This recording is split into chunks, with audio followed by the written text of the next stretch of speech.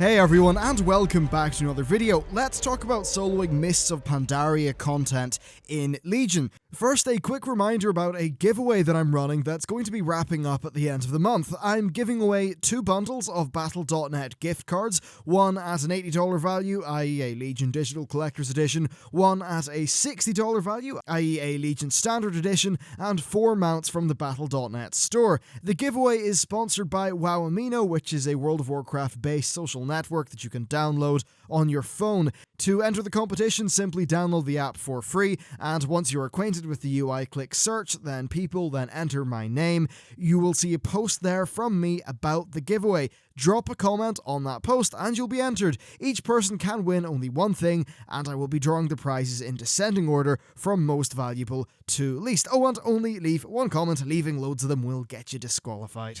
Anyway, onwards with the video. So Blizzard have activated level 110 pre-made characters on the PvP server. They're currently in item level 800 blue gear, so nothing particularly crazy. If Warlords was anything to go by, we'll be doing nearly double the damage by the time we get a full set of epics anyway.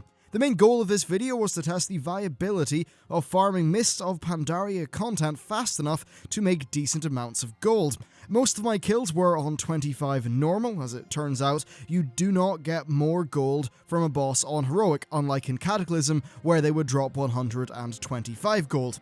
They still do drop 5 bits of gear though, so 25 normal is worth clearing for the money. I did a video that looked at how much gold this would all make a good few months back, but it was hypothetical. As it turns out, it was spot on. The bosses drop around 32G, not 125G each. So how did it go? Well, it's all content that was clearable in Mists of Pandaria, albeit a good bit faster and with far more margin for error due to the 1.3 million health pool. I started off in the Terrace of Eternal Springs on 25 heroic.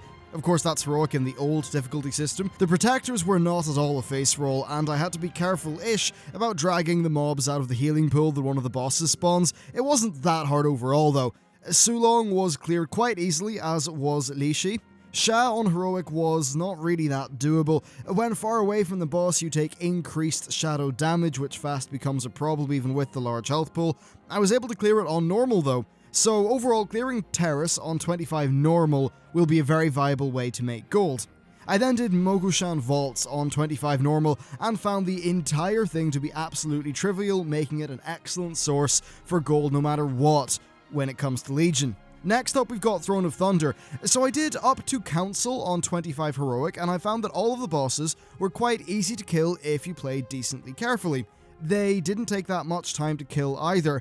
Though Council was a big problem, you would probably need to bring pots and drums to kill it on heroic mode. Since this video is about gold making, I don't really think that's reasonable considering you don't get any more gold for killing it on heroic, so I swapped it down to 25 normal and continued onwards, finding all of the content to be easily killable until I hit Duramu the Forgotten, who was unkillable. Essentially, the red mob would not spawn when revealed by the beams. This does not happen on live, as it can be soloed on live, so I'm assuming this is some sort of Legion bug. I tried a few things, different characters relogging, still had the problem, so I assume that will be fixed once the game ships. Finally, we have Siege of Orgrimmar. Siege uses the new raid difficulty mode, meaning that it is scaled.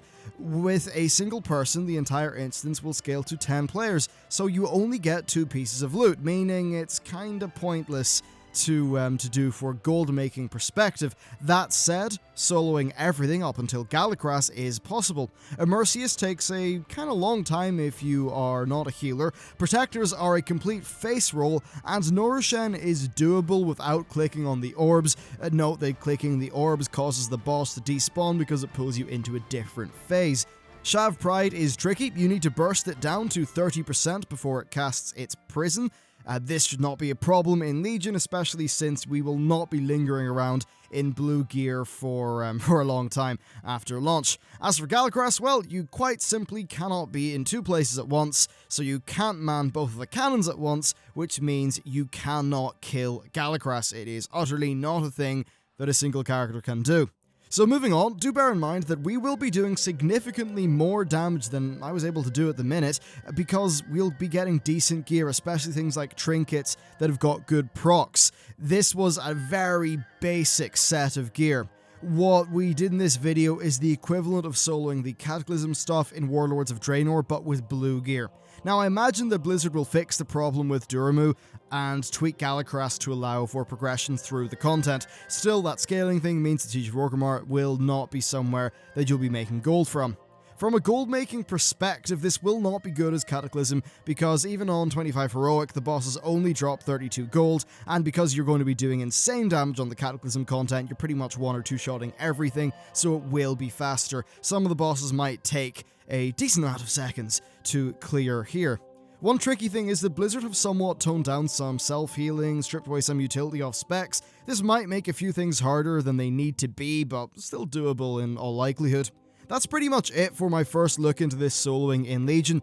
I'll likely wait until we get raiding pre-made characters with access to tier gear and trinkets before I do another video like this, but suffice to say, the hypothesis in my video, which I did months ago about gold making from these raids, is something that I can now prove to be true, so this will be a viable way of making raiding gold. That said, you will want to do the Cataclysm stuff first. It will be a higher gold per hour, but if you want to keep on trucking and of course get a shot at a whole bunch of different mounts, Mists of Pandaria is pretty much open season. That's it for me, guys. Thank you very much for watching this video, and I will see you next time.